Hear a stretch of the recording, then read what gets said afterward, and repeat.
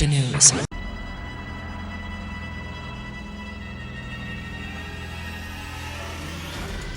Singapore, a thriving multicultural world city, an Asian tiger playing a key role on the world stage.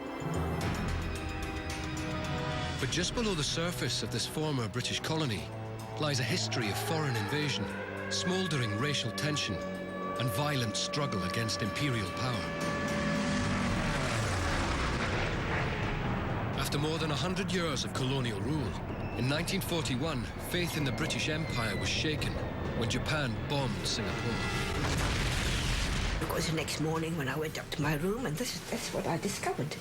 The shrapnel right in the middle of my pillow where my head would have been. A brutal campaign began to expel the white colonials from Asia. The Japanese despised the Anglo-Saxon powers that had occupied most of Asia. The propaganda at the time is all about ridding Asia of the white man.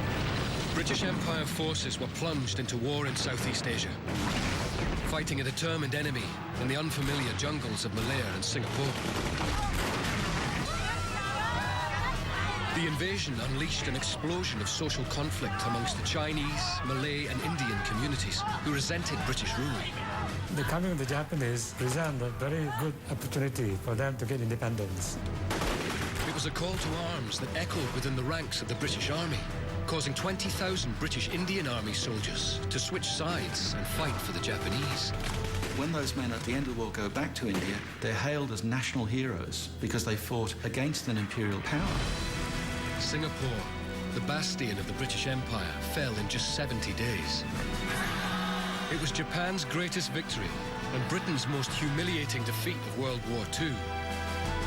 The fall of Singapore changed the face of Southeast Asia forever and heralded the beginning of the end of the British Empire.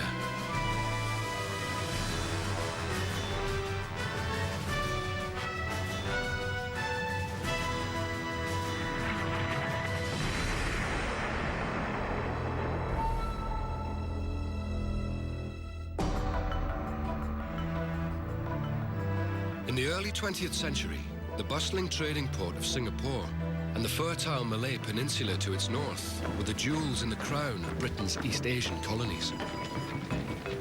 The existence of Singapore really underlines the power of the empire. This is a place where in 1820 it was a fishing village. By 1920 it's the biggest commercial city in Asia. It's the clearinghouse for wares from all over the East heading back to Europe. It's a massive commercial success. To power the colonial economy, the British brought Chinese and Indian workers into the predominantly Malay community, creating an undercurrent of ethnic tension. Both Chinese and Indians, they formed the biggest racial groups within the country. And the Malays are not very happy about this. They really are not very happy with what the British have done for allowing the unrestricted entry of Chinese, especially Chinese, into the country. But the British colonial ruling class were largely oblivious to the tensions around them as they revelled in the prestige and privilege of empire.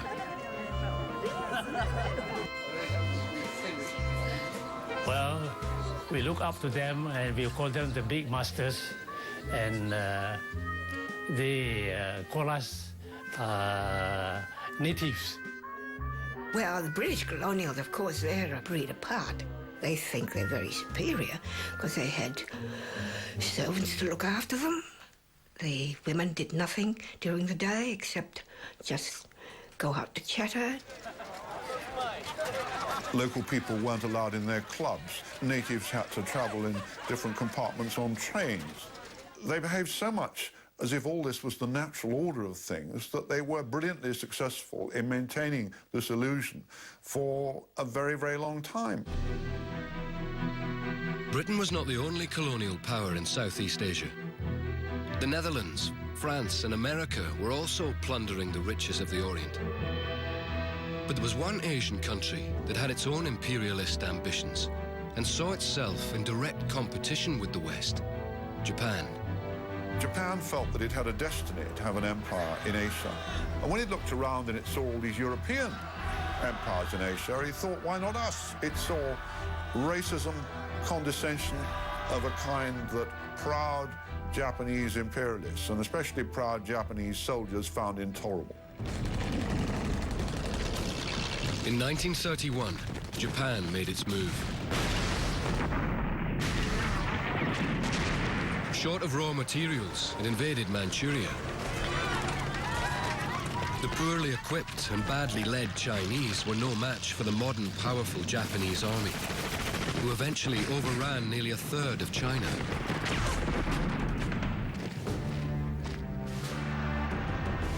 In 1936, Japan moved closer to all-out war when it signed an alliance with Nazi Germany. They sent rising general Tomoyuki Yamashita to meet with leaders of the Third Reich to learn of the German plans for making war.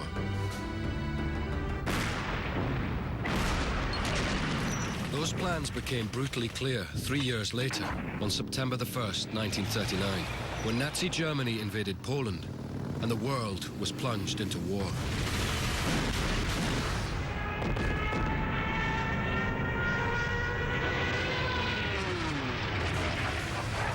With the war expanding, Britain's dominions from around the world rallied to the defense of the mother country. British feared that if Japan entered the war on Germany's side, it would attack Singapore. As a deterrent, British Prime Minister Winston Churchill sent a multinational force of British and Indian troops to strengthen the island's defences. The Gordon Highlanders and the Argyll and Sutherland Highlanders were among the first British troops to arrive. We'd waited 3 weeks because of a tremendous snowstorm.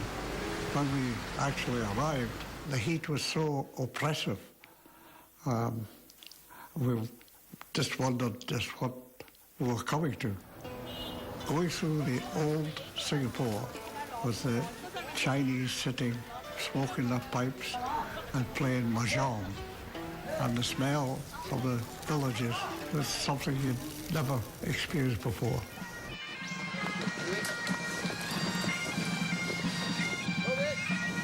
The Argylls were the next generation of the ferocious kilted soldiers from World War I that the Germans nicknamed Ladies from Hell. Their commanding officer was Lieutenant Colonel Ian Stewart. He was my CO. He used to call him Busty. He was a thin fella. He didn't say much. He was quite a hard man in many ways, but he wanted his battalion to be the best one there was, and made this feeling go into all the men there. The Argyll and Sutherland Highlanders had come from the harsh cold of the Scottish winter. They'd no idea how to fight in the tropics. Stewart led them deep into the steamy jungles of Malaya on rigorous training exercises.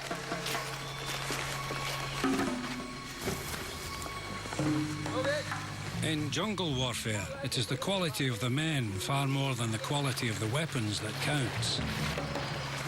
Before I went there, the normal sort of weapons training and that sort of thing had been done. But after that, I was taken to the jungle, and we had to deal with the other problems that arise. The jungle is neutral, but you've got to live in it. You suddenly find your legs are covered in leeches. How do you deal with it?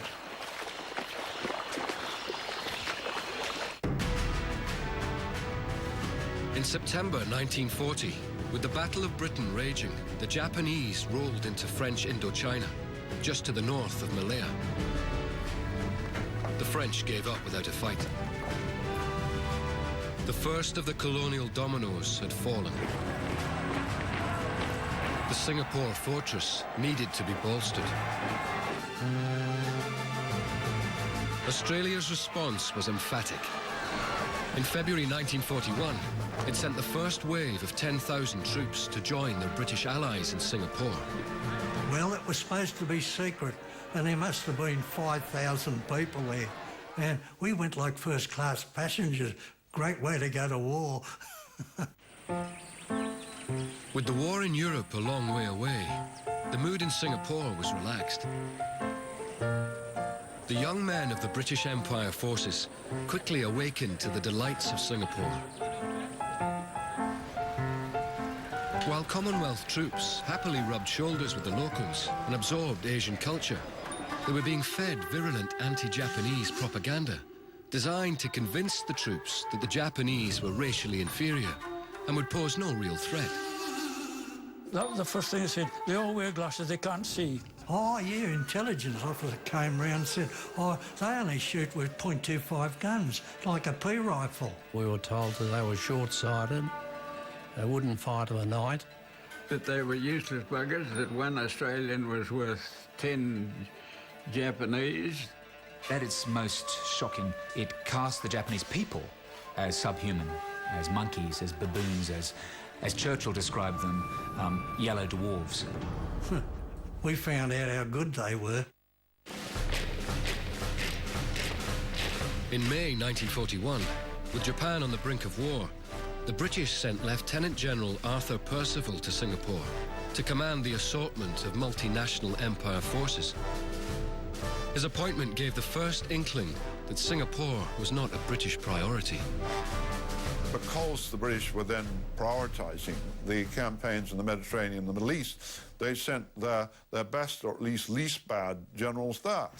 And Malaya was bottom of the queue for good commanders, as it was bottom of the queue for anything else. But Percival was a pretty poor specimen. While Percival was coming to grips with the task of defending Malaya and Singapore, his Japanese counterpart, General Tomoyuki Yamashita, was in southern China drawing up his battle plans for an invasion of the British colonies. Contrary to British propaganda, he was accomplished and battle-hardened. 見かけはすごく硬直な武骨な将軍のように見えますけれども、科学にも強くて、そして作戦も合理的なんですが、多少その情に脆いという面があって。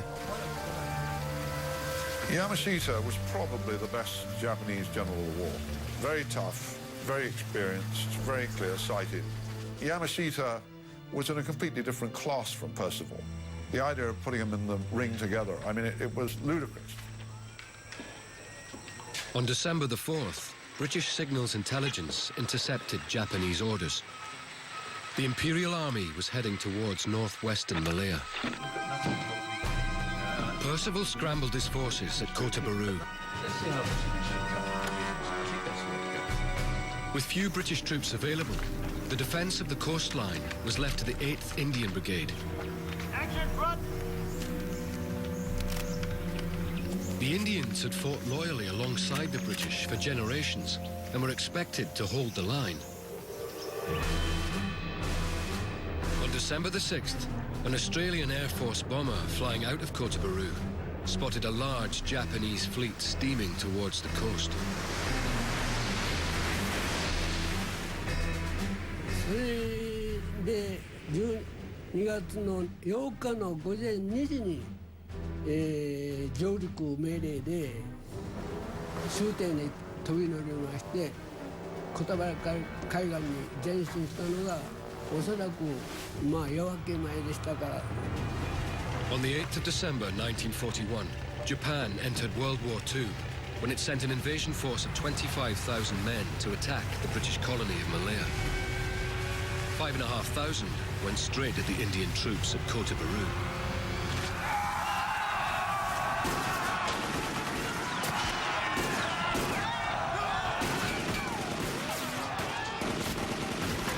ってから向こうからの統治下ですかね、あれからどんどん撃ってきた人ですけど、もう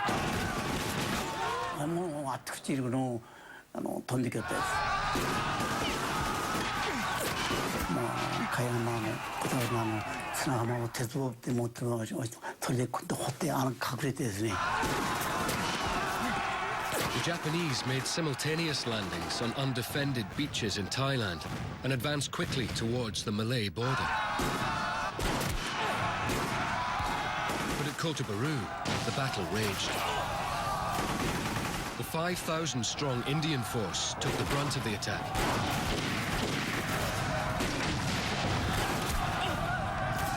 At first, under the British officers, they put up a stubborn fight.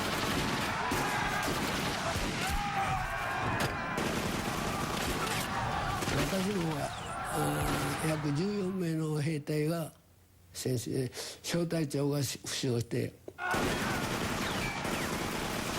こちらが銃弾に手榴弾を投げ込んで沈黙させて。A second wave of Japanese swept ashore, and the Indians were overrun. General Yamashita had successfully landed his invasion force.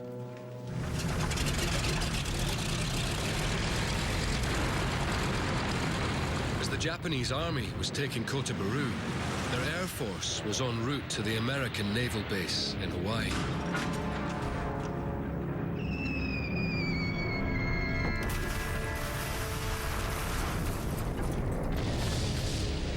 They inflicted a crippling preemptive strike on the American fleet moored in Pearl Harbor. 3 hours later, a second wave of bombers headed for an unsuspecting Singapore. There was no blackout, and the streets were brightly lit, allowing the Japanese pilots to easily find their targets. 実に綺麗なネオンサインでね、あそこ爆撃、南から入ったからね、南に下がって北へ向かって進路、シンガポールの街ね、市街に。I was sleeping, and at about 4:30, I suddenly woke up because the house vibrated. We had a lot of siren warning going on and off, and we didn't care very much about it, you see. I was observing there was a small black dot right very far above the sky.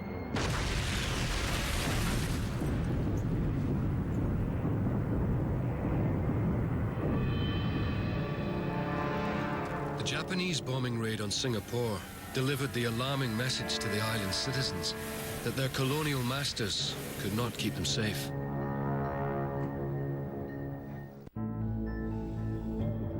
Seek. American fleet crippled at Pearl Harbor.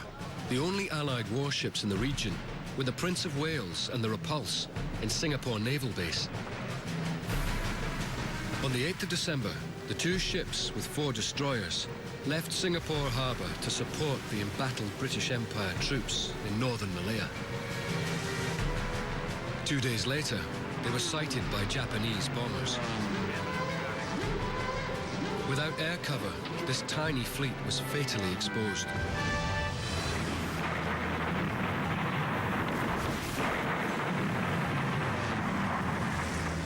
The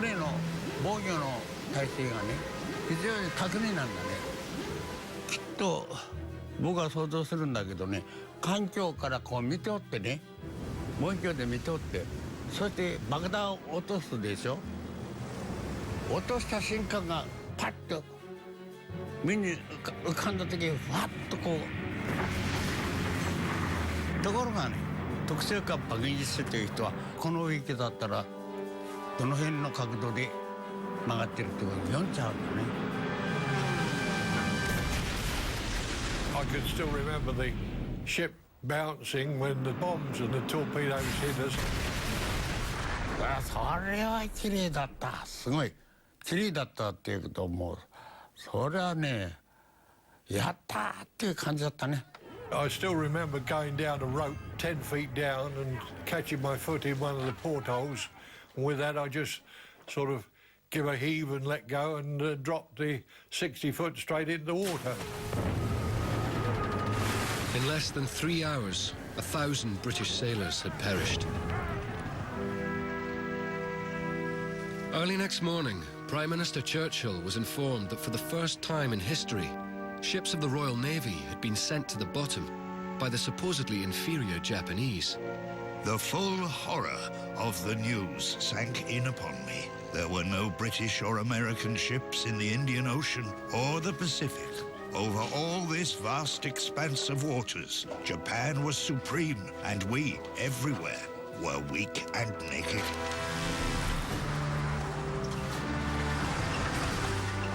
As the Japanese army pushed deeper into Malaya, in village after village, they were welcomed as liberators by indigenous Malays. Feeling overrun by the large numbers of Chinese and Indians brought in by the British, they saw the Japanese invasion as their chance to regain control of their country. To them, the coming of the Japanese present a very good opportunity. They have the impression that the Japanese will come and deliver freedom from British colonialism. Before the war, there had been a growing independence movement among Malays, but the British had arrested and imprisoned the leaders. They were trying to end British colonialism in Malaya, to bring Malaya as an independent nation, even if this means collaborating or working with the Japanese. These men were now freed, and increasingly, many local Malays began to help the Japanese. 線路の上いますか、あれを胴体のこともあるんで、車がだいぶ傷んでおりました。それで整備するのにね、整備しよりゃどういうか兵隊ではないですが、地方の人が来るんですね。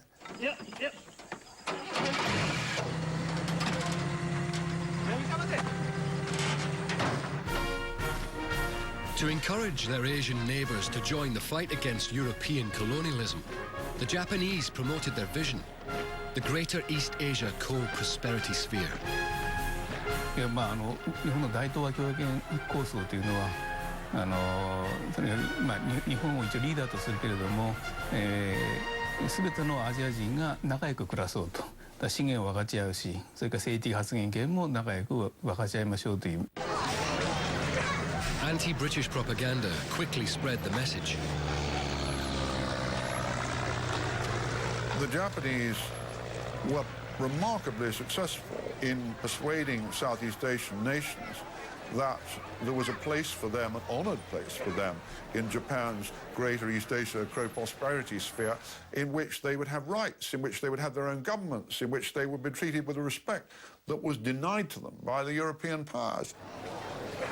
As well as persuading the Malays of their common interests, the Japanese had set up a spy network before the war. There'd been a sizable Japanese community living in Singapore and Malaya for years, and many had been feeding information back to their homeland.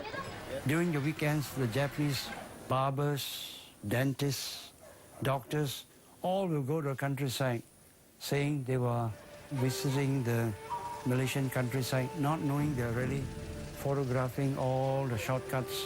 So much so, when they attacked our country, they are using bicycles to bypass the British who are waiting on the main roads.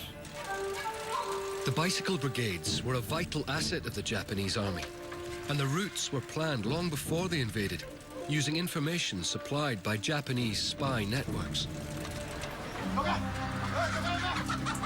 With the Japanese now in Malaya, the British rooted out the spies and dealt with them brutally. Oh, you wouldn't believe no matter where you turn, spies. Japanese planted them there. Our hairdresser was a spy. People go up there and have a haircut and say so-and-so, so-and-so, so-and-so. And he 2 seconds, the Japanese knew about it. So they shot him.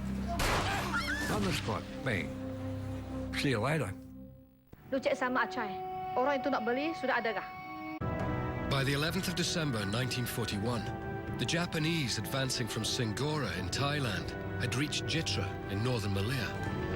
Here they came face to face with a large empire force of mainly Indian troops.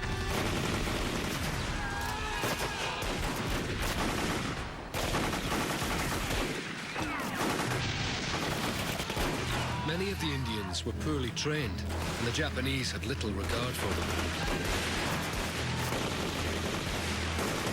The Japanese invaded Malaya already assuming that the Indian army would not put up much of a fight. They took a rather contemptuous attitude towards it on the grounds that it was a servile army, therefore it probably wouldn't be very efficient. They broke through the Indian regiments, and there was casualties flying in all directions. And that forced the powers that be to pull us back out of there. Otherwise, the Japs got across there, we would have been cut off in the first week.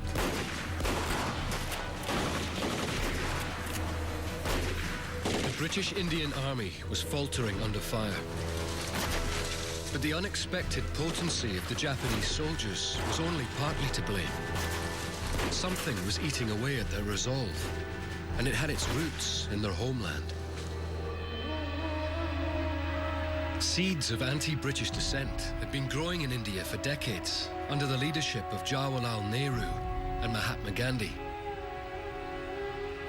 With the rise of the Indian independence movement, Britain's hold on imperial power was becoming tenuous.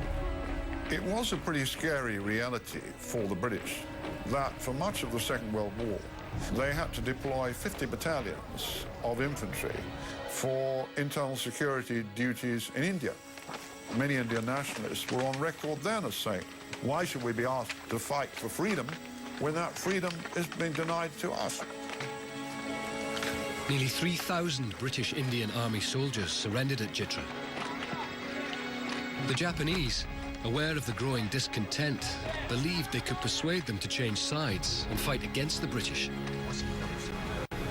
Intelligence officer Fujiwara Iwachi targeted one of their leaders, Captain Mohan Singh. Mohan was a die-hard anti-imperialist who wanted to drive the British out of India as soon as possible by whatever means available.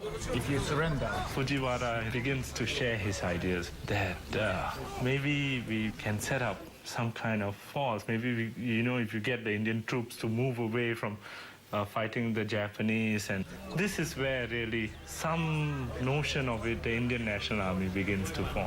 Rise and win freedom. Singh agreed to become commander of this new Indian National Army and help recruit amongst his fellow Indian soldiers from those who the Japanese were able to capture in Malaya. Mohan Singh chose the flag of the Indian independence movement for his new revolutionary army that would fight alongside the Japanese, flying colours that would one day become the national flag of India.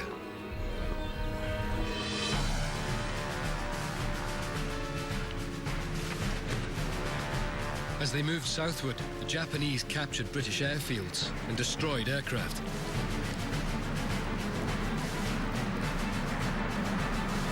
With total freedom in the air, Japanese bombers headed for the island of Penang. Penang was home to a population of mainly Chinese and Eurasians who'd been born and bred on the island and were fiercely loyal to the crown.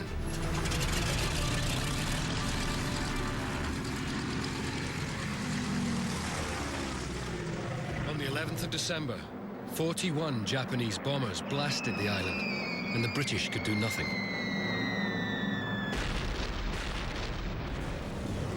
Oh, terrible. Incredible. Nearly 2,000 casualties in the first day of bombing and the other days that followed. There were dead bodies. So what we could pick up, we picked up. That was really the beginning of the bombing of Penang. Ruthless bombing. After 4 days of constant bombing, with Japanese forces advancing, Penang's local commanders gave the order to evacuate white women and children and British military personnel. All the Europeans got out. They were all panic-stricken. There's no doubt about it. Absolutely panic-stricken. They started running and didn't stop running, if I may tell you that. Evacuation was very, very fast. Halt! Some local Eurasians also tried to escape. When I went to the jetty, I think the last ferry that was going across, I was stopped. So I went up, the ferry was half empty. I said, can I go across? No, no, no. You're not British. You're not British. You can't go across. The British very quickly made it plain that escape was something that was reserved for white people. That what happened to Malayan people or Chinese people or Indian people, the British, by their actions, showed they simply did not care. And this destroyed, in a matter of weeks, centuries of instinctive respect by colonial subjects towards the British imperial power, and so it deserved it. On December the 17th, 1941, after more than a century of British colonial rule, Penang fell unopposed to the Japanese. In their haste, the British left behind a functioning radio station. The Japanese soon had Radio Penang back on air, feeding propaganda to Singapore. Hello, Singapore. This is Radio Penang calling. How do you like our bombing?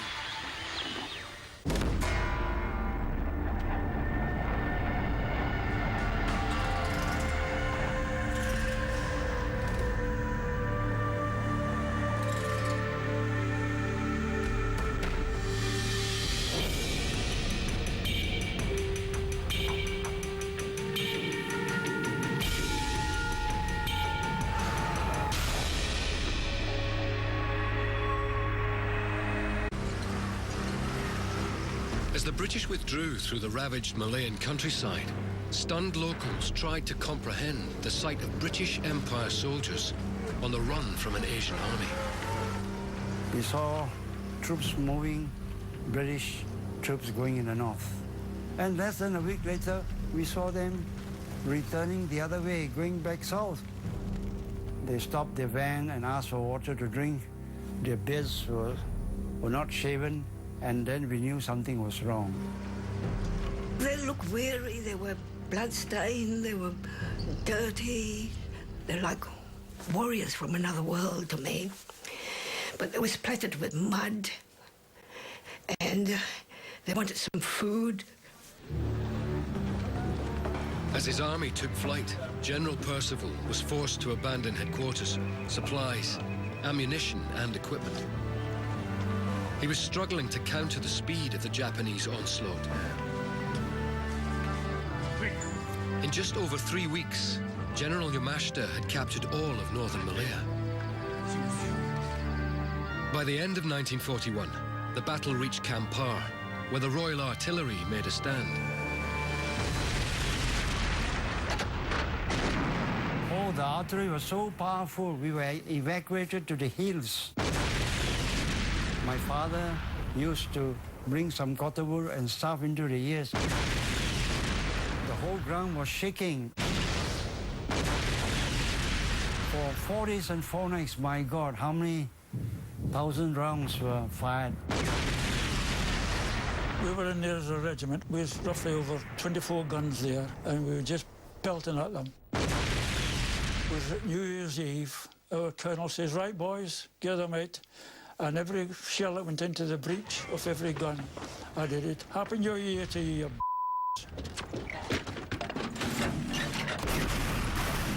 And every gun fired 5 rounds, rapid fire, open sights.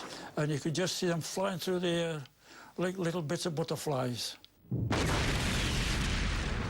Royal Artillery delayed the Japanese at Kampar for 4 days before they were encircled by Japanese troops and forced to retreat.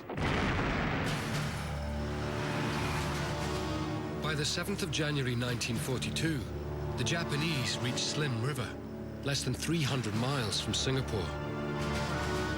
Here, they launched a heavy attack on the British Empire forces. A tank column broke through the defending Indian troops. The Argylls were the last line of defense. I was sent forward to find out what was happening. Suddenly, my platoon sergeant, who's in the rear, said, "Come back at once." Get back!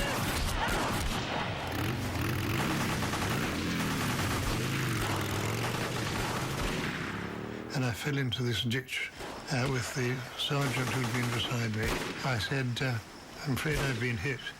And he said, "So have I." And with that, they started shooting us like mad.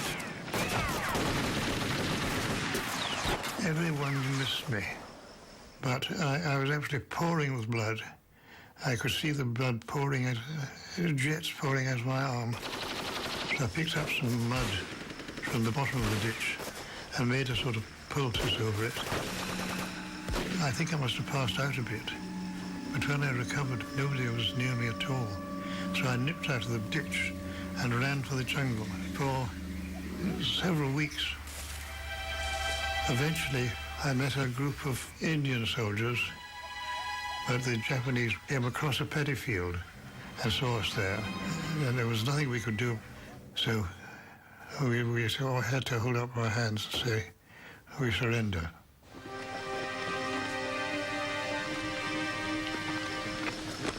At battle's end, there were less than 100 Argylls who hadn't been killed or captured. They acted as a rearguard for the defeated British and Indian troops who were making their way southwards, abandoning the capital of Malaya, Kuala Lumpur. Along with the troops, civilians fled in the thousands towards the sanctuary of Singapore, just 3 days' march away. There were a lot of refugees, Europeans, there were Chinese, Indians. Everybody was getting out. People were rushing away, and we couldn't find a carriage And the train was starting to move, so Dad said, jump onto the fender behind the engine. So there we were, hanging on for dear life. My father's one arm around me, my face buried in his neck, eyes closed, praying that we wouldn't fall off. I was scared. I was really scared. I didn't know what was going on. It was dark. The shadows of the trees looked pretty ghostly. The thought in everybody's mind was that Singapore was a place to be, where it would be safe. Ah, how wrong we were.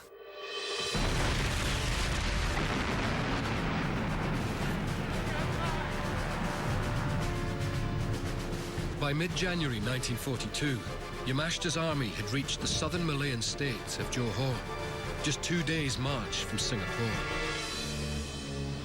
Here, they faced Australian troops in combat for the first time. The Australians, still believing the Japanese to be inferior, were full of confidence and expected to stop them in the tracks.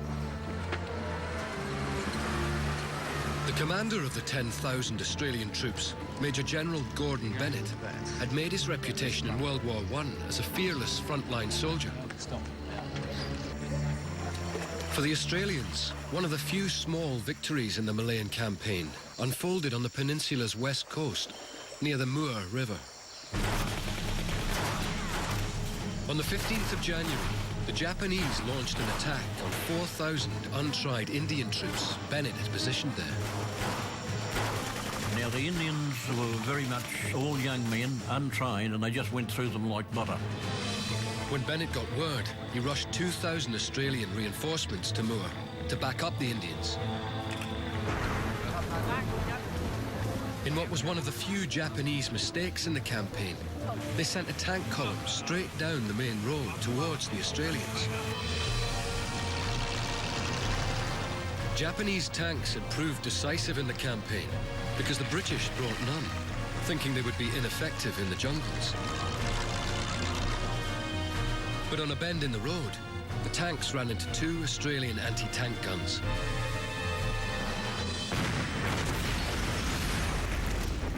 The anti-tank inflicted heavy casualties on their tanks. They took them out. One went up in smoke, the other one started to circle around, and they got it. Our 2 guns knocked out the 8 tanks, and they immediately rushed us up to the front line. So when I got there and our gun was set up, the tanks were still on fire. All the ammunition, the small arms ammunition that they had, started to go off, and then the smell of hamburgers. That was the crew of the tank being burnt. Oh, they'd all been killed, either killed in the tank, or some had got out of the tanks and the infantry had shot them. War is a terrible, stinking, horrible, shocking state of affairs. You are asked to kill a man you've never met, and if you don't kill him, he'll kill you. And we're in the middle of a battle, and this is the result of the battle.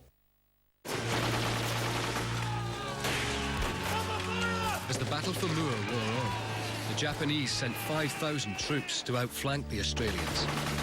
We realised we had been cut off, so the order was given to withdraw, so we withdrew down the road to a place called Paratsalon.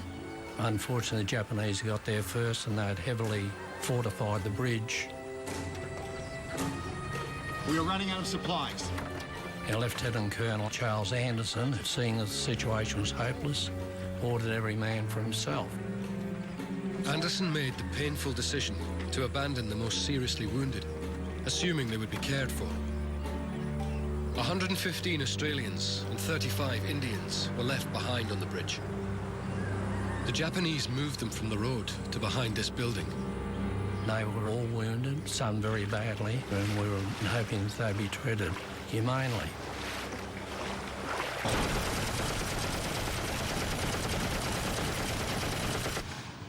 The Japanese shot or bayoneted them, poured petrol over them, and set them on fire.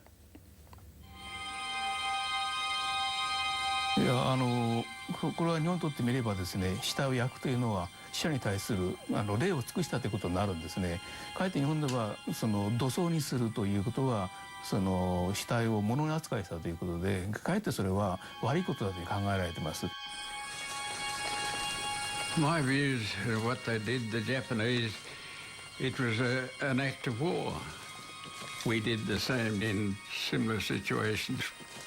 Up towards Muir, the Japanese wounded there, they were lying in a trench, but they were also about to pull out pins of grenades and blast the advancing troops with them.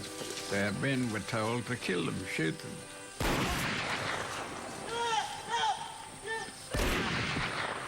We were shooting their wounded, and when we got back to the bridge, the Japanese shot our wounded because what could they do with them? In just 55 days, the Japanese Imperial Army had pushed the British Empire forces over 600 miles southward down the Malay Peninsula. They'd killed or captured over 20,000 Empire troops and were within striking distance of Singapore. On the 27th of January 1942, Percival received a signal from High Command permitting him to withdraw to Singapore Island. Most of the surviving units managed to scramble across the causeway connecting the island to the mainland. The last to cross were the Royal Argyll and Sutherland Highlanders. As an act of defiance and inspiration to their Empire comrades, they piped themselves across. They struck up the pipes, and we were going across the causeway into Singapore itself. And the tunes that was getting played, Highland Laddie, where have you been all the day, Highland Laddie, bonny laddie?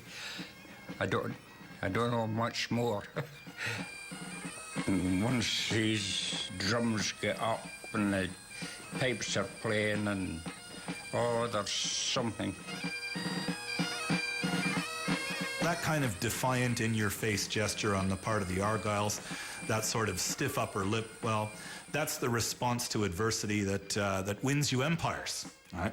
And it's the kind of response to adversity that an empire at bay, backed into a corner, would be prone to show. Fighting spirit. We're not done yet. Come and get us. And so it had come. The prized British colony of Malaya had fallen, and over 1 million people were bailed up in the supposedly impregnable fortress of Singapore. As the Japanese prepared to lay siege to the island, the realization dawned. If Singapore were to fall, the British Empire could fall with it, and Southeast Asia would never be the same again.